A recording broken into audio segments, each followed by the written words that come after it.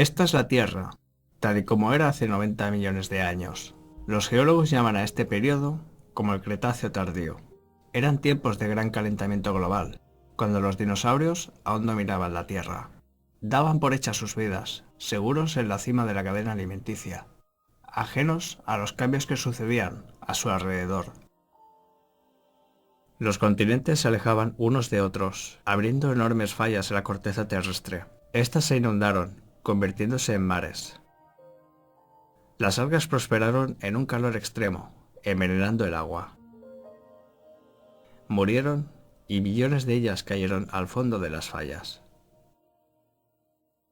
Los ríos arrastraron sedimentos a los mares, hasta que los restos orgánicos de las algas fueron sepultados. La presión creció con el calor, hasta que una reacción química transformó los restos en hidrocarburos fósiles, petróleo y gas natural. Un proceso similar ocurrió en Tierra y produjo carbón. La Tierra tardó 5 millones de años en producir los combustibles fósiles que consume el mundo en un año. El estilo de vida moderno depende de esta energía solar fosilizada, aunque una sorprendente mayoría de gente lo da por sentado. Desde 1860, los geólogos han descubierto más de 2 billones de barriles de petróleo. Desde entonces, hemos gastado alrededor de la mitad. Antes de poder extraer petróleo, hay que descubrirlo. Al principio era fácil de encontrar y extraerlo era barato. El primer gran yacimiento americano fue Spindletop, descubierto en el año 1900. Muchos más le siguieron.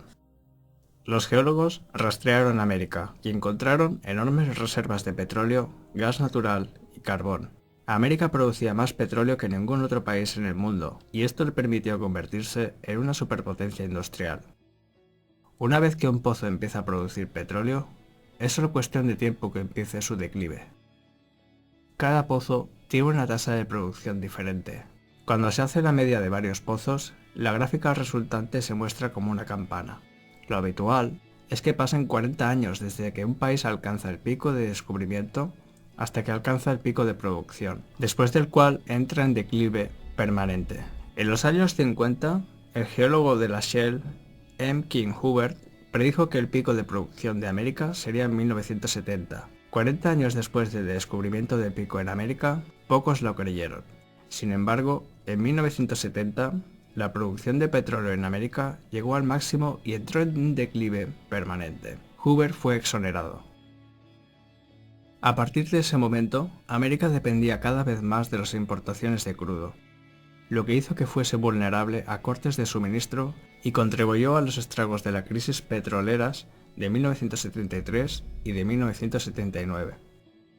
En la década de 1930, se vieron las tasas más altas de descubrimientos de petróleo. A pesar de la avanzada tecnología, el declive de los nuevos yacimientos norteamericanos ha sido inexorable.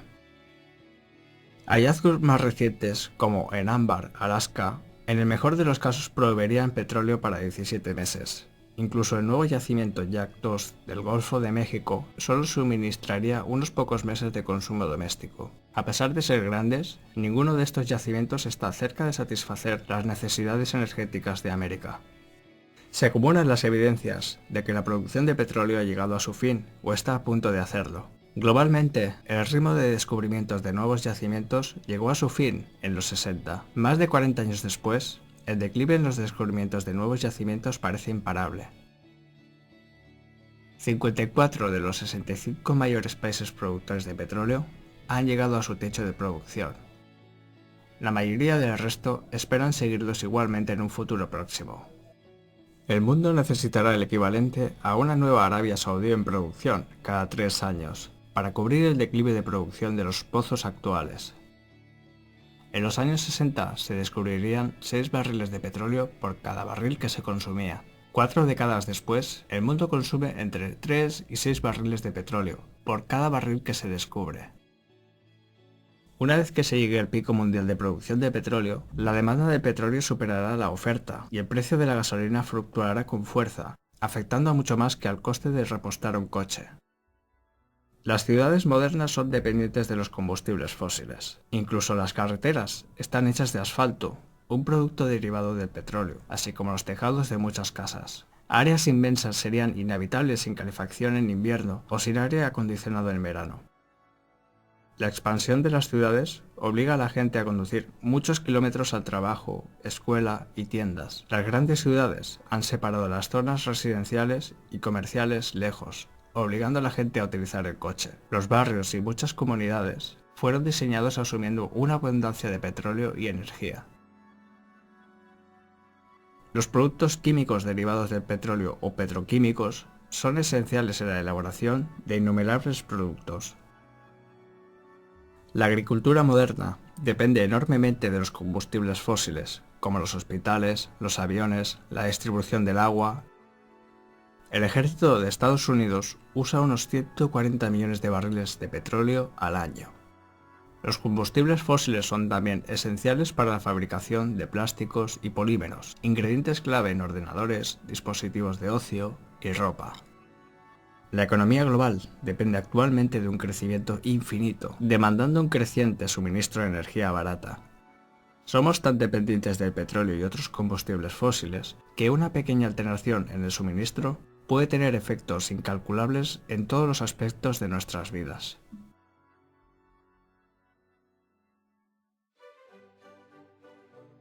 Energía. La energía es la capacidad de desarrollar un trabajo. El americano promedio dispone hoy de la energía equivalente a 150 esclavos trabajando 24 horas al día. Los materiales que almacenan energía para trabajar se denominan combustibles. Algunos combustibles contienen más energía que otros. Esto se denomina densidad energética. De estos combustibles, el petróleo es el más crítico. El mundo consume 30.000 millones de barriles al año, que equivale a una milla cúbica de petróleo, lo que contiene tanta energía como la que generarían 52 plantas nucleares trabajando durante 50 años. Aunque el petróleo solo genera el 1,6% de la electricidad en Estados Unidos, mueve el 96% del transporte. En 2008, América importaba 2/3 del petróleo que consumía, la mayoría de Canadá, México, Arabia Saudí, Venezuela, Nigeria, Irak y Angola. Varios factores hacen único al petróleo. Es energéticamente denso. Un barril de crudo contiene la energía equivalente a la de 3 años de trabajo de una persona. Es líquido a temperatura ambiente, es fácil de transportar y útil en pequeños motores.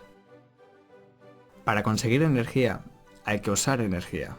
El truco está en usar una cantidad pequeña para extraer una cantidad más grande. Esto se llama TRE, tasa de retorno energético. El petróleo convencional es un buen ejemplo. El fácil de extraer, crudo de alta calidad, se bombeó primero. Los petroleros gastaban una energía equivalente a un barril para poder extraer 100. La tasa de retorno del petróleo era de 100. A medida que el petróleo fácil se extraía, la exploración se llevó a aguas profundas o a países distantes, usando cantidades mayores de energía para hacer lo mismo. A menudo, el crudo que se encuentra ahora es de baja calidad y caro de refinar. La tasa de retorno actual es menor de 10. Si se usa más energía para obtener el combustible que la energía que éste contiene, no merece la pena obtenerlo. Es posible convertir un combustible en otro. Cada día hacemos algo similar. Parte de la energía contenida en el combustible original se pierde. Por ejemplo, hay petróleo no convencional, las arenas bituminosas y el esquisto. Las bituminosas se encuentran principalmente en Canadá. 2/3 del esquisto mundial está en Estados Unidos. Ambos combustibles pueden convertirse en crudo sintético, sin embargo, requiere grandes cantidades de agua y calor, reduciendo su retorno hasta 5 e incluso a un valor tan bajo como 1,5.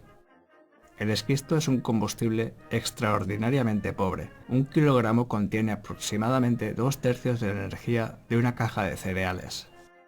El carbón existe en grandes cantidades y genera casi la mitad de la electricidad del planeta. El mundo usa casi 2 millas cúbicas de carbón al año. Sin embargo, la producción global de carbón tocará techo antes de 2040. La afirmación de que América tiene siglos de carbón es discutible, ya que no tiene en cuenta una demanda creciente y una calidad decreciente del carbón. La mayoría del carbón antracita de alta calidad ya se ha consumido, dejando carbón de baja calidad que tiene una menor densidad energética. La producción sube a la vez que el carbón se agota, y los mineros tienen que cavar cada vez más profundo en áreas menos accesibles. Muchos usan métodos destructivos para llegar a los depósitos de carbón, causando destrozos medioambientales. El gas natural se encuentra a menudo junto con el petróleo y el carbón. Los hallazgos de gas convencional en América tocaron techo en los años 50 y la producción llegó a su máximo al principio de los 70. Si desplazamos la curva de hallazgos 23 años hacia adelante, el futuro de la producción de gas convencional en América se revela. Recientes avances han permitido la extracción de gas natural no convencional, lo que ayudará a compensar la caída de los próximos años. Hay controversia en cuanto al gas no convencional, ya que necesita unos precios altos de energía para ser rentable. Aún con gas no convencional, podríamos ver un pico en la producción mundial de gas en el 2030. Aún existen grandes reservas de uranio fisible. Para reemplazar los 10 teravatios que se generan en el mundo a partir de combustibles fósiles, se necesitarían 10.000 centrales nucleares. A ese ritmo, las reservas conocidas de uranio durarían de 10 a 20 años. Los experimentos con los reactores reproductores rápidos, basados en plutonio en Francia y Japón, han sido fracasos muy caros. La fusión nuclear se enfrenta a obstáculos técnicos enormes. Luego están las renovables. La eólica tiene un retorno alto, pero es intermitente. La hidroeléctrica es fiable, pero la mayoría de los ríos en el mundo desarrollado ya tienen presas. Las plantas de energía geotérmica convencionales utilizan los puntos calientes existentes cerca de la superficie de la Tierra. Están limitadas a esas áreas. En el sistema experimental SGA, EGS en inglés, se perforarían 2 canalizaciones a 10 kilómetros de profundidad. Se bombea agua hacia abajo por una tubería para que se caliente en unas fisuras del subsuelo, subiendo por otra, generando electricidad. De acuerdo a un estudio reciente del MIT, esta tecnología podría suministrar un 10% de la electricidad de Estados Unidos en 2050. La energía de las olas está restringida a zonas costeras. La densidad energética de las olas varía de una región a otra. Transportar la energía generada por las olas a zonas interiores del continente sería un reto. Además, la sal del medio marino es corrosiva para las turbinas. Los biocombustibles son combustibles que se cultivan. La madera tiene una baja densidad energética y crece lentamente. El mundo utiliza 3,7 millas cúbicas de madera al año. El biodiesel y el etanol se producen a partir de cosechas cultivadas mediante agricultura impulsada por petróleo. El beneficio energético de estos combustibles son muy bajos. Algunos políticos quieren convertir el maíz en etanol. Usar etanol para suplir un 10% del consumo de petróleo, previsto para 2020, necesitaría emplear el 3% de la superficie de Estados Unidos. Para suplir un tercio del petróleo, se necesitaría el triple de superficie de la que se utiliza hoy para cultivar comida. Para suplir todo el consumo americano del petróleo en 2020, se necesitaría el doble de la tierra que utiliza para cultivar alimentos. El hidrógeno tiene que ser extraído del gas natural, carbón o agua, lo que utiliza más energía de lo que obtenemos del hidrógeno. Esto convierte la economía del hidrógeno en algo improbable. Todos los paneles fotovoltaicos del mundo generan tanta electricidad como 2 centrales eléctricas de carbón. Se utiliza el equivalente entre 1 y 4 toneladas de carbón para fabricar un único panel solar. Deberíamos cubrir unos 360.000 kilómetros cuadrados con paneles para suplir la demanda mundial. En 2007 había solo unos 10 kilómetros cuadrados. La energía solar concentrada o térmica tiene un gran potencial, pero por ahora solo hay un pequeño número de plantas operativas. También están limitadas a climas soleados. Necesitamos transmitir grandes cantidades de electricidad a través de largas distancias. Todas las alternativas al petróleo dependen de máquinas propulsadas por este, o requieren materiales como los plásticos que se producen del petróleo. Al oír futuros anuncios de nuevas y asombrosas fuentes de energía o inventos, deberíamos preguntarnos, ¿Tiene el postulante un modelo operativo comercial del invento? ¿Cuál es su densidad energética? ¿Se puede almacenar y distribuir fácilmente? ¿Es constante o intermitente? ¿Se puede escalar a nivel nacional? ¿Hay problemas ocultos de ingeniería sin resolver? ¿Cuál es su tasa de retorno energético? ¿Cuál es su impacto medioambiental? Considerando que las grandes cifras pueden ser engañosas. Por ejemplo, 1.000 millones de barriles de petróleo satisfarían la demanda mundial solo durante 12 días. Una transición desde los combustibles fósiles sería un gran desafío. En 2007, el 48,5% de la electricidad de Estados Unidos provenía del carbón, 21,6% del gas natural, 1,6% del petróleo, 19,4% de centrales nucleares, 5,8% de hidroeléctricas y las renovables solo un 2,5%. ¿Es posible reemplazar un sistema basado en combustibles fósiles con una mezcla de alternativas? Se requieren grandes avances tecnológicos, así como de voluntad política y cooperación, grandes inversiones, consenso internacional, la reconversión de la economía global de 45 billones de dólares, incluido el transporte, industrias manufactureras y producción agrícola, así como personal competente para gestionar el cambio. Si se consigue todo esto, ¿podría continuar el modo de vida actual?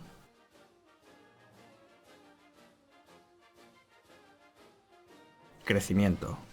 Estas bacterias viven en una botella. Su población se dobla cada minuto. A las 11 en punto hay una sola bacteria. A las 12, la botella está llena. Está medio llena a las 11:19 minutos, dejando espacio suficiente para una duplicación más. Las bacterias ven el peligro, buscan nuevas botellas y encuentran 3. Creen que su problema se ha resuelto. A las 12 del mediodía, la primera botella está llena. A las 12:01, la segunda botella está llena. A las 12:02, todas las botellas están llenas.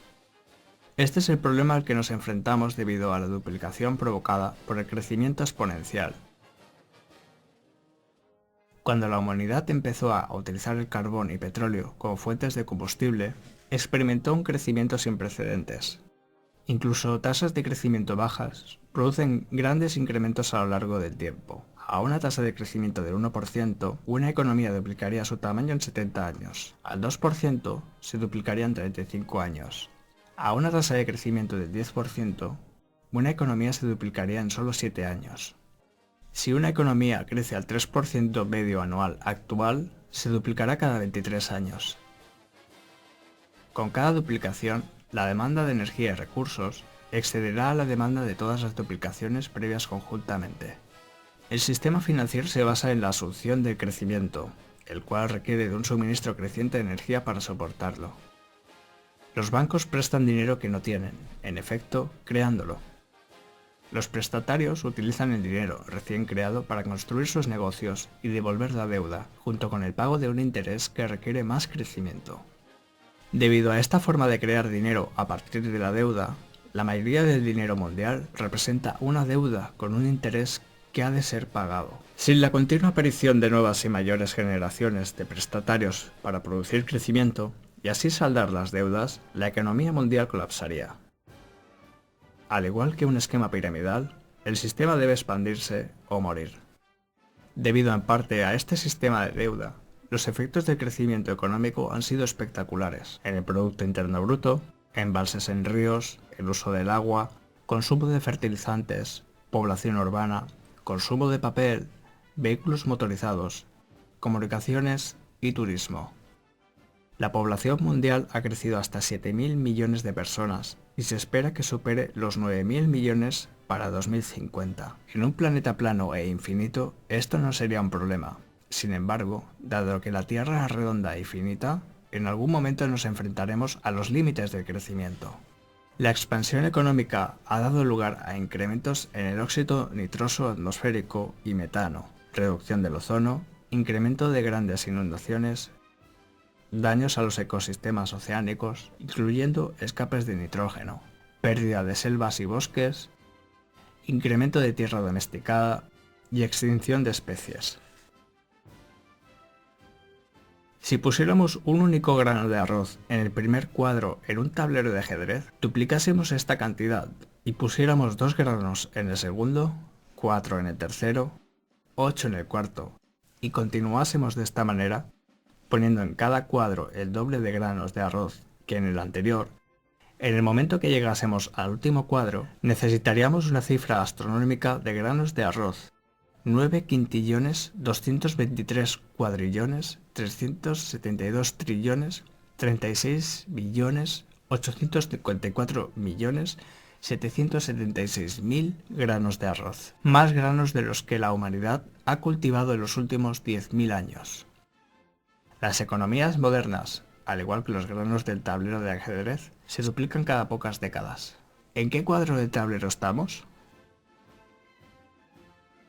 Además de la energía, la civilización requiere otros muchos recursos esenciales: agua dulce, suelo fértil, alimentos, bosques y muchos tipos de minerales y metales. El crecimiento está limitado por el recurso esencial con menor disponibilidad. Como en un barril hecho con tablas que llenásemos de agua, el crecimiento no puede ir más allá de lo que permita la tabla más baja o el recurso esencial más limitado. Los seres humanos aprovechamos el 40% de toda la actividad fotosintética de la Tierra, aunque sería posible llegar a aprovechar el 80%. Es poco probable que lleguemos a utilizar alguna vez el 160%.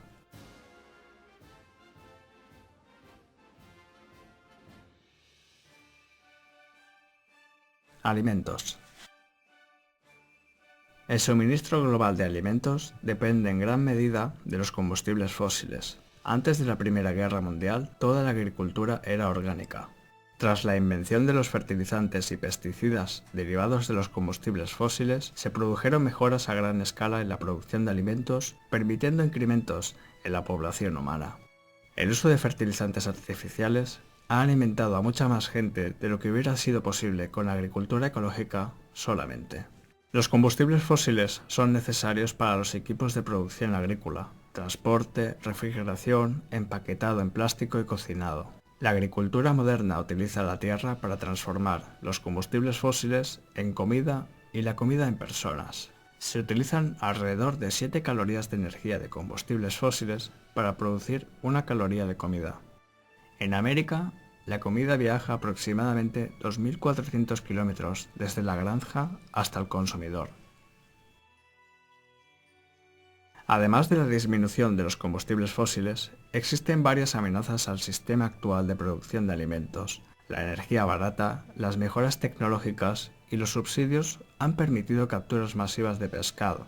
La pesca global alcanzó su máximo a finales de la década de 1980, obligando a los pescadores a desplazarse a aguas más profundas. El nitrógeno liberado por los fertilizantes basados en combustibles fósiles envenena los ríos y los mares, creando enormes zonas muertas. A ese ritmo, se prevé que todas las poblaciones de peces colapsen para 2048. La lluvia ácida procedente de las ciudades e industrias elimina del suelo nutrientes vitales, como el potasio, calcio o el magnesio. Otra amenaza es la escasez de agua. Muchas granjas utilizan para regadío agua subterránea bombeada desde los acuíferos. Los acuíferos necesitan miles de años para llenarse, pero pueden agotarse en unas pocas décadas, igual que los pozos petrolíferos. En América, el gran acuífero de Ucayali se ha reducido a tal nivel que muchos agricultores han tenido que volver a cultivos de secano menos productivos. Adicionalmente, el uso de regadíos y fertilizantes puede llevar a la salinización, acumulación de sal en el suelo. Esta es una de las principales causas de desertificación. Otra amenaza es la pérdida del suelo fértil. Hace 200 años, la capa de suelo fértil de las praderas de Estados Unidos tenía 1,8 metros de espesor. En la actualidad, debido al arado y a las malas prácticas, se ha perdido aproximadamente la mitad. El riego fomenta el crecimiento de los hongos de la roya como el UG99, que tiene el potencial de destruir el 80% de la cosecha de grano mundial. Según Norman Borlaug, padre de la Revolución Verde, la ría tiene el inmenso potencial de la destrucción humana y social. El uso de biocombustibles significa que habrá menos tierra disponible para la producción de alimentos. Cualquier terreno tiene una capacidad de carga finita. Esto es el número de animales o personas que pueden vivir en él indefinidamente. Si una especie excede la capacidad de carga de ese terreno, morirá hasta que la población retroceda hasta sus límites naturales. El mundo ha evitado esa mortandad mediante la localización de nuevas tierras para cultivar o mediante el incremento de la productividad, que ha sido posible en gran medida al petróleo. Para continuar con el crecimiento se necesitan más recursos de lo que la Tierra puede proporcionar, pero no tenemos a nuestra disposición nuevos planetas. Ante estos desafíos, la producción global de alimentos debe duplicarse para 2050 para alimentar a la creciente población mundial. Actualmente 1.000 millones de personas padecen hambre o malnutrición. Será todo un desafío alimentar más de 9.000 millones de personas en los próximos años, cuando la producción de petróleo y de gas natural esté en decadencia.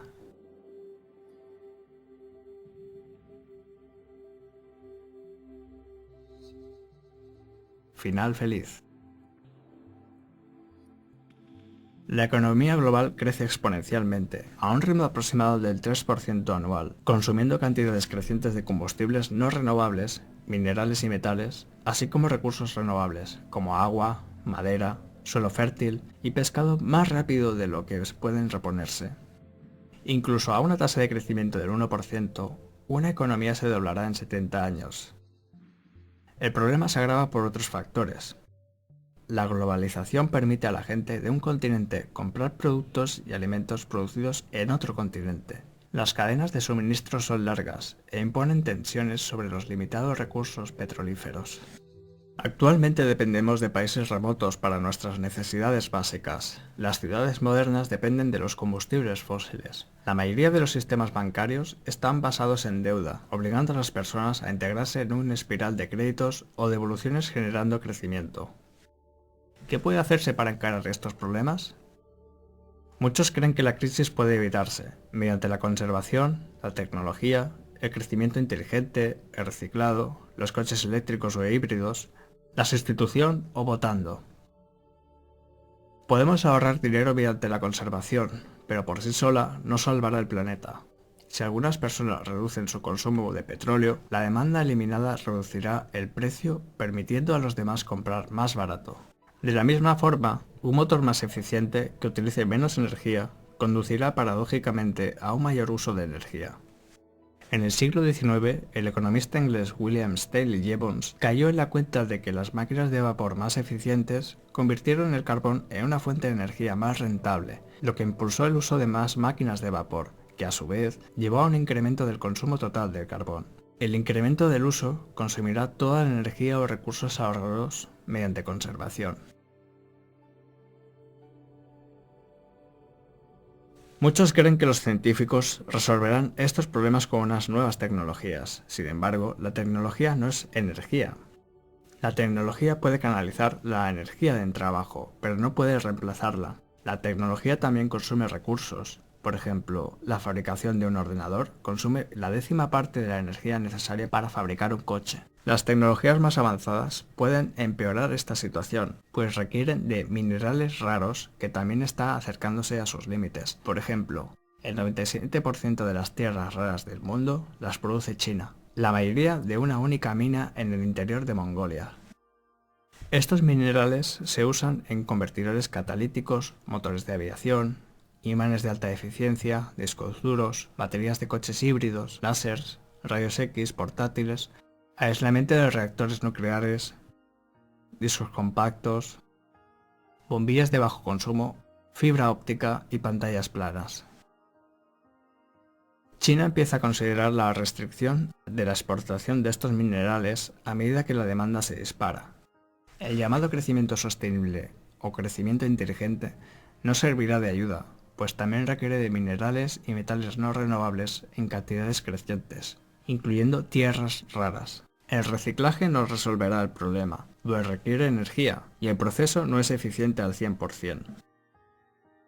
Solo es posible recuperar una fracción del material reciclado, mientras que una gran parte se pierde para siempre en formas de residuos. Los coches eléctricos funcionan con electricidad. Dado que la mayoría de la electricidad se genera a partir de combustibles fósiles, Esto no es una solución. Adicionalmente, la fabricación de todo tipo de vehículos consume petróleo. Un único neumático requiere de unos 26 litros y medio de este. En 2010 había aproximadamente 800 millones de coches en el mundo. Al ritmo actual de crecimiento, esta cifra alcanzaría los 2.000 millones para el 2025. Es poco probable que el planeta pueda soportar esta cantidad de vehículos por mucho tiempo, independientemente de su tipo de combustible o energía. Muchos economistas creen que el libre mercado sustituirá una fuente de energía por otra, gracias a la innovación tecnológica. Sin embargo, los principales sustitutos del petróleo se enfrentan a sus propias tasas de decaimiento. La sustitución también falla al no tener en cuenta el tiempo necesario para preparar una transición. El informe Hirsch del Departamento de Energía estadounidense estima que se necesitarían al menos 2 décadas para prepararse para los efectos del pico del petróleo. Los problemas de la escasez de energía, el agotamiento de los recursos, la pérdida de suelo fértil y la polución son todos síntomas de un único problema mayor: el crecimiento. Mientras nuestro sistema financiero exija el crecimiento perpetuo, es poco probable que las reformas tengan éxito. Entonces, ¿qué aspecto tendrá el futuro? Los optimistas creen que el crecimiento continuará para siempre, sin límite. Los pesimistas creen que nos dirigimos a una nueva edad de piedra o a la extinción. La realidad puede estar entre dos extremos. Es posible que la sociedad retroceda a un estado más sencillo, en el cual se utilice una cantidad de energía muy inferior. Esto significaría una vida más dura para la mayoría, más trabajo agrícola y producción local de bienes, alimentos y servicios. ¿Qué debería hacer una persona para prepararse de cara a este posible futuro? Contar con un descenso en el suministro de productos y alimentos desde lugares remotos, empezar a andar o a montar en bicicleta, acostumbrarse a utilizar menos electricidad, librarse de deudas, intentar evitar a los bancos. En lugar de comprar en grandes superficies, apoyar a los comercios y negocios locales. Comprar comida cultivada localmente en mercados de agricultores y granjeros. Considerar cultivar su propia comida en lugar de mantener césped. Aprender a conservarla. Considerar el uso de monedas locales en caso de que las monedas mayores dejen de cumplir su función y desarrollar una mayor autosuficiencia. Ninguno de estos pasos evitará el colapso, pero podría mejorar las posibilidades de un futuro de baja energía. Un mundo en el que tendremos que ser más autosuficientes.